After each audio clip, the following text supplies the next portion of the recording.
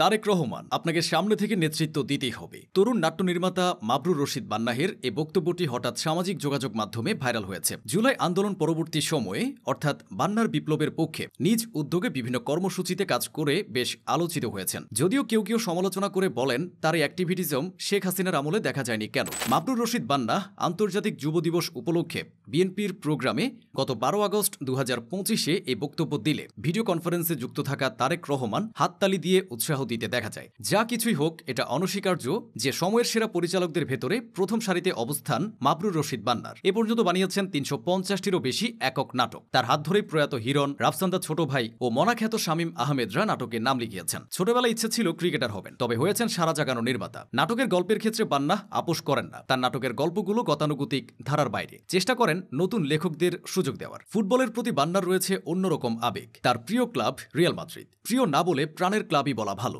ব্রাজিলের পার ভক্ত হিসেবেও বান্নার পরিচিতি রয়েছে। মিস দেন না কোনো ম্যাচ। তরুণ এ নির্মাতা সম্পর্কে আরও কিছু তথ্য জেনে নেওয়া যাক।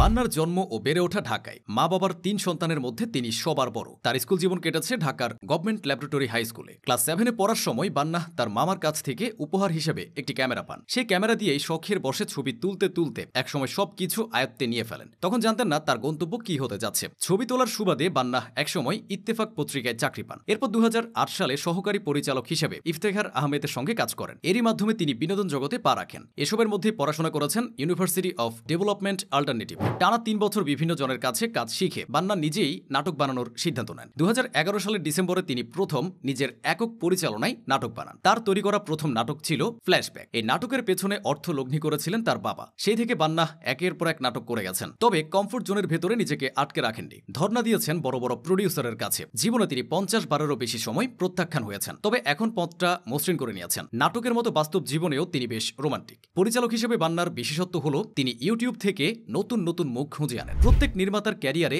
এমন একটি করে কাজ থাকে যার মাধ্যমেই তিনি পরিচিত হয়ে ওঠেন। এ যেমন কাজল আরেফিন অমি ব্যাচেলর পয়েন্ট নাটকের মাধ্যমে নিজেকে অনন্য উচ্চতায় নিয়ে গেছেন। বান্নাহ তেমন বদমাইশ পোলাপাইন নাটকের মাধ্যমে নিজেকে আলাদাভাবে প্রমাণ করেছেন। এই নাটকের মাধ্যমে প্রত্যয় হিরণ সহ এক ঝাঁক তরুণ তরুণী লাইমলাইটে আসেন। বান্না পরেও তাদের নিয়ে কাজ করেছেন। তবে সবচেয়ে বড় চমক হিসেবে হাজির করান ইউটিউবার রাফসান্দা ছোট ভাইকে। 2018 সালের পর থেকে তিনি তার ক্যারিয়ারের সেরা সময় পার করছেন। প্রায় 15 বছরের ক্যারিয়ারে কাজের স্বীকৃতি হিসেবে বান্না দেশ বিদেশে বেশ কিছু পুরস্কারও পেয়েছেন। সময়ের সঙ্গে সঙ্গে বান্না হয়ে উঠেছেন অপ্রতিরোধ্য।